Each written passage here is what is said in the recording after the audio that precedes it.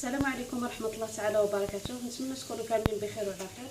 اليوم ان شاء الله غادي نقدم لكم وصفه السيرو ديال الحامض. نبداو في المقادير.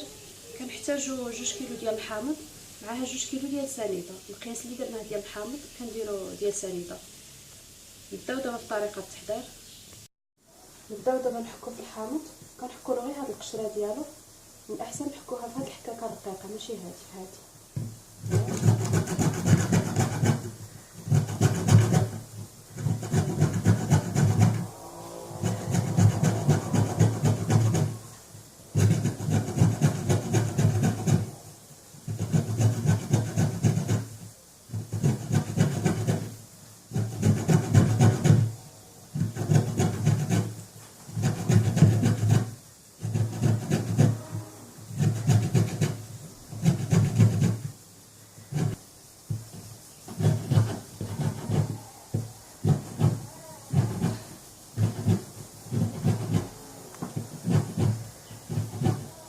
صافي دابا حكينا هنا هاد القشور ديال الحامض كتولي لنا بحال هكا.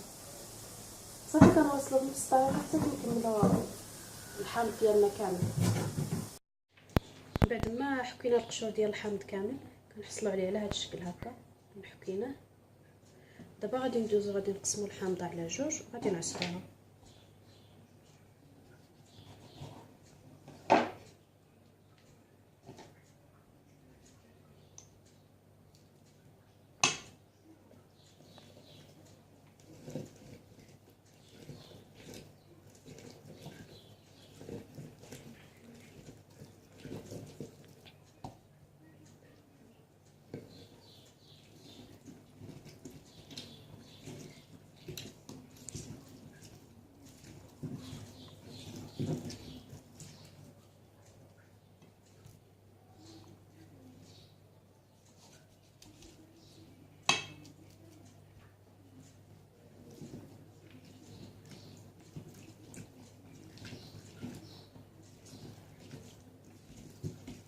صافي كنمشيو هكا بنفس الطريقه حتى كنساليو الحامض كامل في العصير ونتلاقاو من بعد ان شاء الله. هذا العصير ديال الحامض صافي ساليته كامل. دابا غادي نضيف عليه هاد القشور اللي كنا حكينا.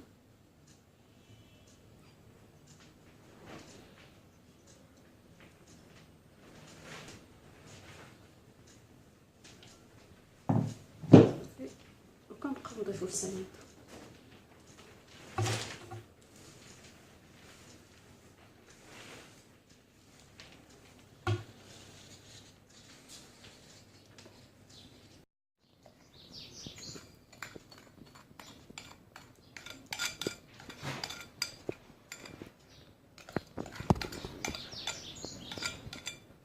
صافي دابا غادي نبقاو نخلطو في المكونات كاملين.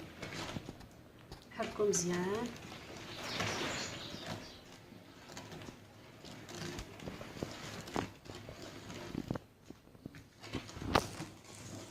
كنبقاو نحركو واحد المده ديال 5 دقائق. من بعد غادي نخليوه 24 ساعه. في ديك 24 ساعه غير اللي داز من حدا هاد العصير يبقى يحركو، ضروري خصو التحراك. يعني هذا هو السر ديالو باش كينجح، باش السنيده كتدخل في الحامض مزيان. من بعد 24 ساعه غادي يكونوا تخلطوا العناصر مزيان ونتلاقاو ان شاء الله. بعد ما انسجمت لنا السنيده مع الحامض مزيان دابا غادي ندوزو باش نصفيوه. ناخذ شي صفايه كما كانت بحال هكا. نبداو بسم الله.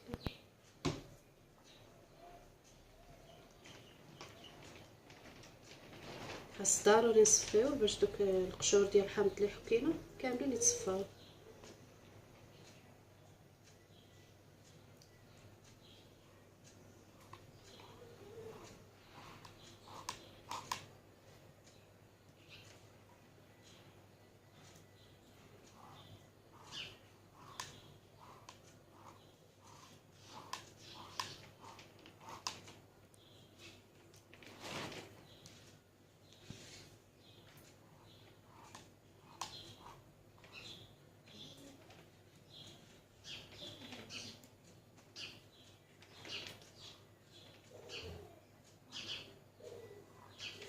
صافي كنبقاو هكا حتى كنساليو الكميه كامله اللي عندنا. هذا الشكل النهائي ديال السيرو ديال الحامض من بعد ما كيوجد. دابا غادي نوريكم الطريقه ديال الاستعمال. كنديروا شويه من هذا السيرو فشي كويس. المهم هذا كيبقى على حساب الذوق ديالكم، واش بغيتوه حلو ولا. ناخذ واحد الكميه بحال هكا ونضيفوا عليها شويه ديال الماء.